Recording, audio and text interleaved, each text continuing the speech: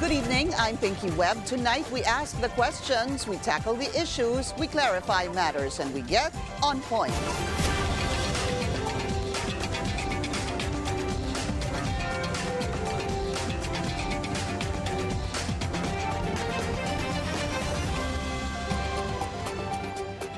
More surprises in this year's midterm polls after a former flight attendant puts an end into the Garcia Dynasty in Cebu. A staunch ally of former President Rodrigo Duterte, Cebu's governor-elect got over 1 million votes. Despite being a political neophyte, Cebu's new leader vows to bring healing after the hotly contested elections. Let's get on point with Cebu Governor-elect Pamela Baricuatro, and she joins us via Zoom. Governor-elect, magandang gabi po sa inyo at maraming salamat po sa inyong oras. Magandang gabi, Pinky, and thank you for having me here. It's nice to meet you. I have been looking through a lot of online articles about you, and I finally see you, well, via Zoom. I hope to have you here in Manila pag kayo po ay bumisita. Governor-elect, sabi po ng iba, this is the biggest upset. Some can call it the biggest upset in Philippine politics.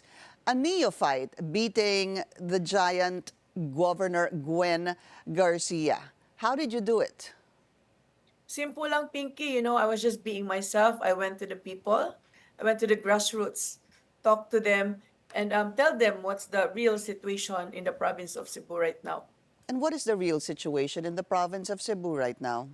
Yeah, yung hospital healthcare access namin, it's a big problem. And of course, no, the economic situation in the province of Cebu right now. As you very well know, no, yung aming per capita income is half of the national average. So, yung economic activity sa province of Cebu, hindi masyado, and people have to go to the city for them to get jobs. So, we really need economic activity and more livelihood programs in the province. And why do you think it was stunted, I guess? Let me use that word. You know, I can only think of two things, Pinky. You know, corruption. Corruption because, you know, it's a study by International Monetary Fund, no, that if in a certain place, if corruption is high, you know, poverty is also high.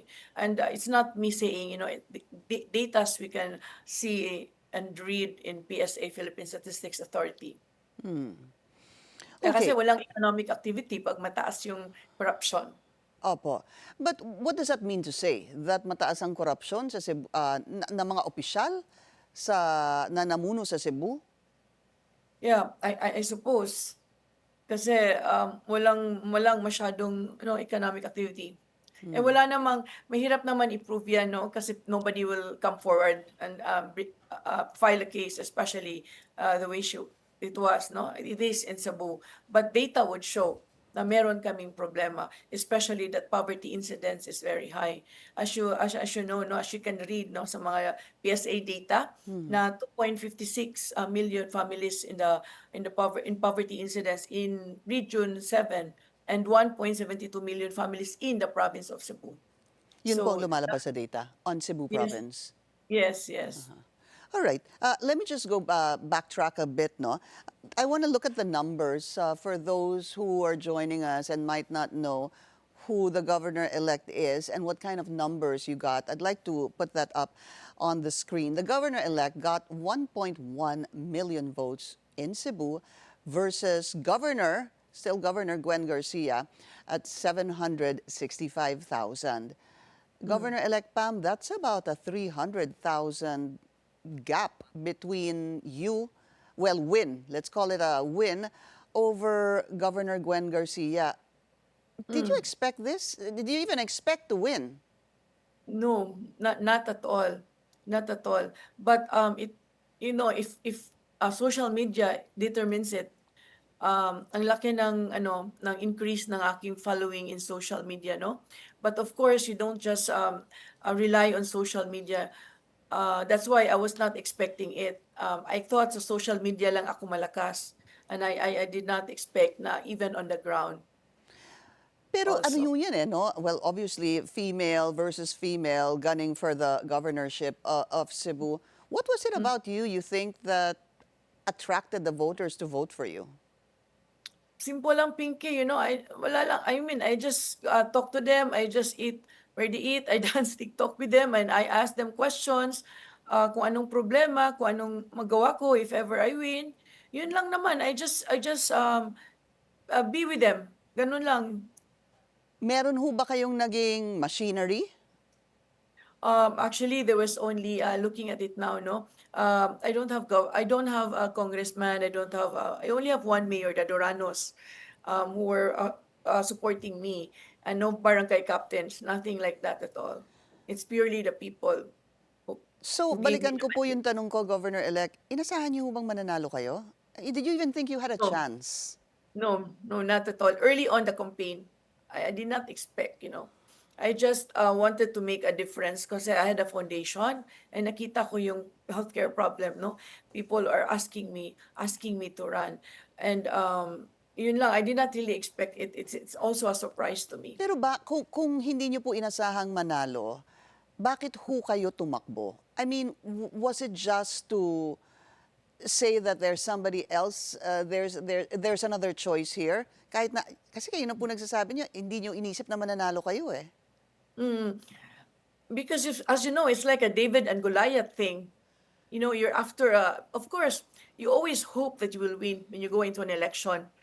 But then knowing the opponent, the probability.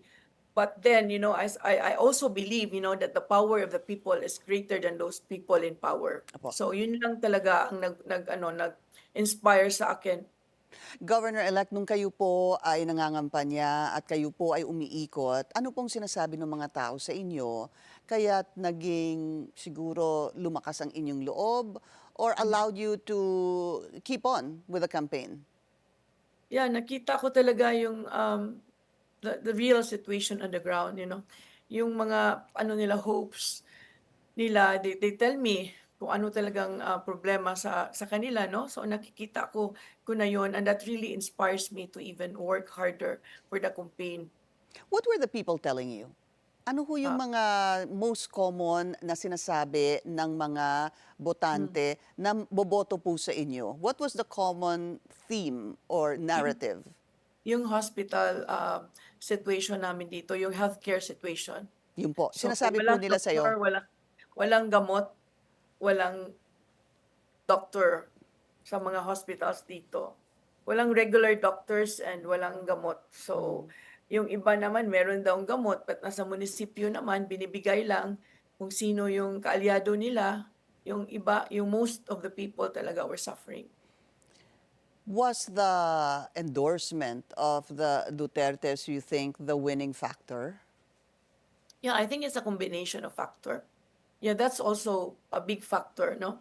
It really changed the tide nung President Duterte was, sent to The Hague. So that's also, of course, I'm sure acceptability on my part also, no, sa masa. Yeah, and also people really wants change already because they've been there long enough and still yet, may mga problema in healthcare and the economy. So dalawang bagay po, Governor-elect. Yung pong sinasabi niyong change, basically Mm. you're saying that the Cebuanos wanted change and the other factor that made you win was the endorsement of the Dutertes. Yes, yes. And also, maybe I'm acceptable to them also. Oo, yung tatlo po. A Yeah, yung tatlo. combination of the Combination of three. those two. Your proclamation, you were proclaimed last Tuesday, am I correct, ma'am? Yes, that's correct, yeah. But something happened, hindi ho ba? There was a point Mm. na tinry po, I believe, ng team ni Governor Gwen Garcia na ipatigil ang inyong proclamation or at Yes. least not push through with it. What happened there?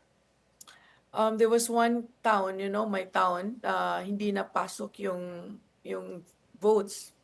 Well, that's according to them, no? So parang may nangyaring people power inside the hall, the social hall. Kasi nandun yung mga supporters ko inside the hall, and they were really demanding na kasi the numbers were already there. Even if hindi mapasok yung town na yon, I would still win. So there was a bit of a commotion there. Was it a tense moment for you? Yes, it was a tense moment for me. I tried to stop it. I told them they were already getting impatient, but I told them na let's just wait. But then hindi rin nag-erupt din yung mga tao kasi we've been waiting for how many hours already since the night before. Pero napasok po yung sinasabing doon sa town ninyo na Yeah, eventually napasok din siya. at nung napasok, that was the time you were proclaimed. Yes. But wasn't there also a part there, please correct me if I'm wrong, ma'am, na there was a very urgent motion before the COMELEC that was filed against you with regards to a disqualification case against you?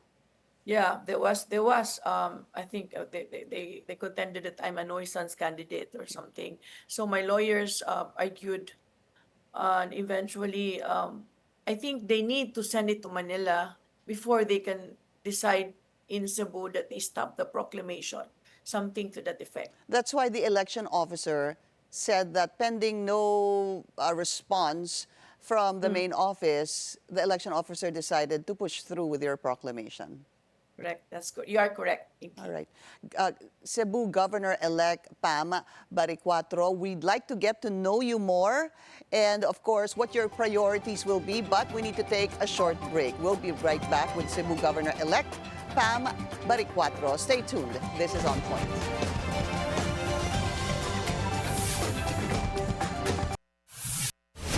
On Point, still with us, Cebu Governor-elect Pam Baricuatro. As mentioned a while ago, let's try to get to know her better.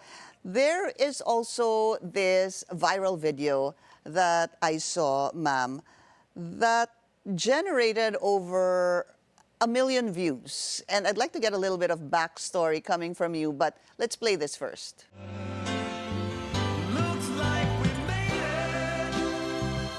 Yung kanta po is Looks Like We've Made It. Tama ho ba? Yeah. Buti na lang na-memorize ko. Yun po yun. And this is with, for those who might not know, this is an old video of you and your friend, Dr. Rowena Burden, that generated, I mentioned a while ago, over 1 million views. Tell us more about you and Dr. Rowena Burden.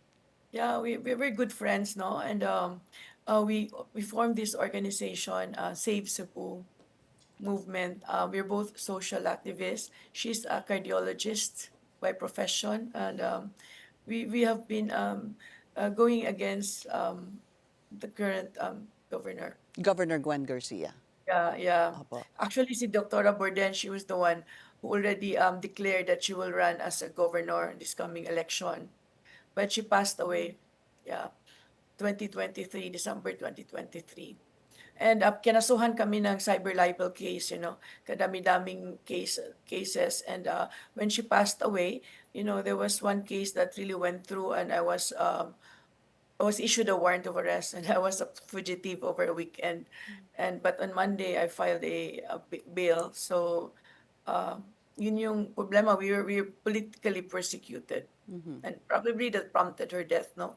Kasi masyado ng stressful talaga yung cases na sinampa against her. And a lot of, even during the filing of your candidacy, looking back at some of your Facebook posts, immediately after that, you visited her grave. Is that true?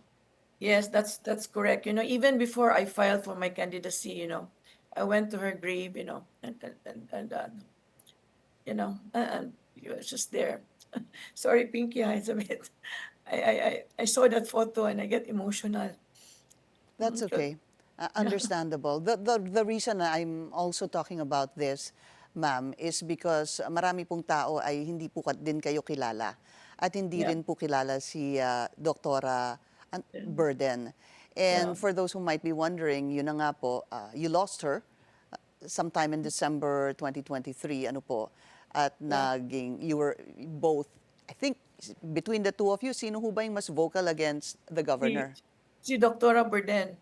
Actually, what we agreed on, na she'll run for governor, I'll run for 3rd district as a congresswoman. But actually, I really refused because I'm not a politician, Pinky, I'm more of a philanthropist. So, but since she passed away, I decided na it's also one of my consideration to run when PDP Laban asked me to run. Was it a hard choice for you? Yeah, it is. Kasi I don't really need the job. I'm good. I'm retired. You know, my daughter is a medical doctor. I don't need the harassment. But sometimes talaga there are things that happens in our life, no, na parang, you know, destiny beckons you to do something. Parang calling na rin. What Kasi exa- wala talaga mag-run eh. I was telling PDP, can you look for someone to run eh? Yung gusto nila babae talaga. So, yun. So talagang hesitant po kayo? Yes, initially I was hesitant, but then I was thinking I was appointed by the Duterte administration. So if now that they need me, so I just could not refuse also, no. And you offer this run, this campaign, and your win to Dr. Burden? Oh yes, yeah. You know, my victory, no, is also her victory because we were in this together. Kasi if I will not run also, no, para mawala na yung cost namin to save Cebu. And a lot of people were relying on us. Kasi kami lang yung make courage to go against her. Bakit niyo po parang hindi masabi ang kanyang pangalan? Puro her, she. Baka ma-cyber libel ako, Pinky. I see, Meron na nga I akong see. mga cases against, Okay, she already filed cases against me. I have 4 cases now. okay. Let's get to know you then better. Ang sabi po namin, ito po yung mga nabasa namin, former, sabihin ko na po, Cebu Pacific, tama ho ba? No, Cathay Oh, Pacific. Cathay, Cathay I'm so sorry Pacific, about yeah. that. No, Former I Cathay was Pacific. based in Hong Kong for over 20 Ay, years. ang tagal din pala, 20 years kayo Yeah. nandun. Yeah, I was flying for Cathay Pacific. And shortly before I retired, I studied public leadership at the Harvard Kennedy School of Government. Yeah. I saw that too, and then that's why you're an entrepreneur. Tama ho? No, not really. I don't know why they brand me as an entrepreneur. No, I never was in business. You know, I'm more of a philanthropist Okay. because I started my foundation while I was working with Cathay, and my advocacy is hunger and food insecurity. Bakit ho kayo napunta doon sa hunger and food security?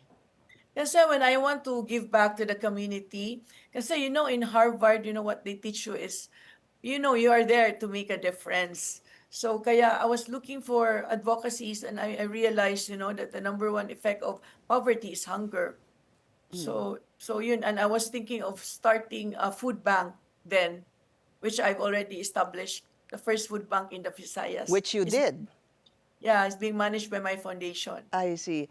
And ito, sigurado na po ako. Kayo po ay dating board member ng Land Bank of the Philippines. Tama po yon? Yeah. Yes, that's correct. I was appointed by the Duterte administration You're looking after at, I retired.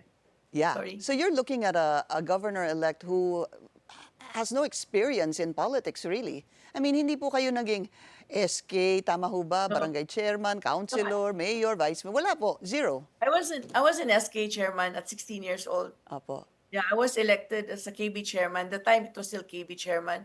I studied political science and went to law school for 3 years before I went to work with Cathay Pacific. So hindi niyo po tinapos yung inyong law school?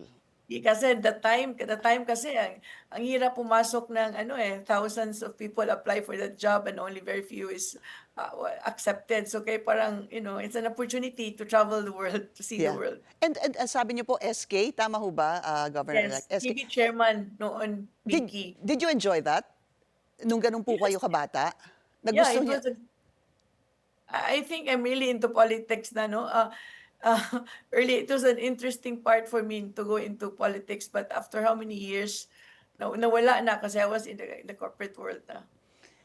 Did you even think for a second, ma'am, na siguro dapat mag-umpisa muna akong vice mayor o congresswoman bago ako tumakbo ng governor?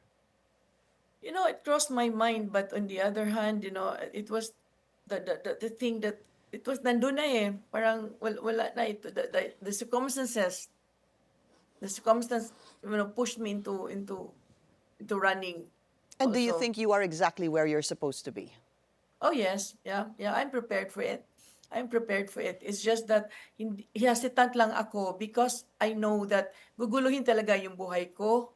Yeah, I'd be persecuted, politically persecuted. But doing the job naman, I can do the job naman.